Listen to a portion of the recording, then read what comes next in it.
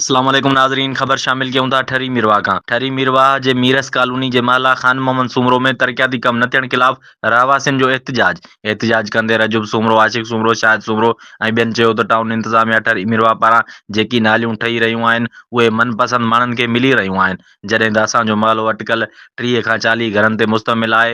असांखे नज़रअंदाज़ कयो वञे थो। हुननि चयो त असांजे महले में न बिजली, न गैस, न नालियुनि जी सहूलियत आहे। हिन महिल टाउन इंतिज़ामिया पारां जेकी नालियूं ठाहियूं वञनि थियूं उन में बि सिर्फ़ु माला ख़ान मोहम्मद सूमरो खे नज़रअंदाज़ कयो वञे थो। हुननि वस वारनि इदारनि DC खैरपुर खां मुतालबो कयो आहे त फौरी तौर ते माला ख़ान मोहम्मद सूमरो में नालियूं ठाराए ॾिनियूं वञनि, जेको असांजो बुनियादी हक़ आहे, न त ॿी सूरत में एहतिजाज जो दाइरो वसी कंदासूं। न आहे असांखे वॾो आज़ार आहे, हिते वॾी तकलीफ़ आहे।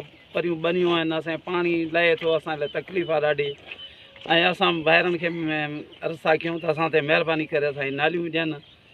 ये बिजली जेसि ताईं पहुचे त वारा ओतिरे ताईं नाली जो कमु हले थो, नाली जो कमु असांखे इहो कुझु बि न आहे, इहो सिर्फ़ु पंहिंजे मनपसंद माण्हुनि खे ॾियनि था। हेॾे अॻिते ठहे कमु हले थो पियो, हेॾे ग़रीबनि ॾे को ॾिसे ई कोन। हीअ असां सुमरा महलो, हेॾे ग़रीबनि ॾे को ॾिसे ई कोन थो।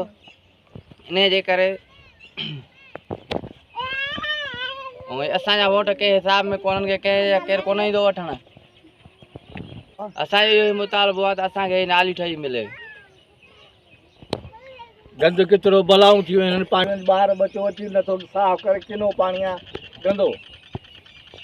हिननि नंढा ॿार में किरंदा खड़ा ई वॾा नंढा कोन्हनि के, नंढो ॿार हुन ॾींहुं बि किरी पियो। असां ते वधि वधि महिरबानी थिए। नाली अध में बंदि थी वञे, हेॾे को बि असांजो वार कोन थो थिए। वोट बि असांजा आहिनि, हर शइ आहे, पर अचे केरु कोन थो असां ॾे।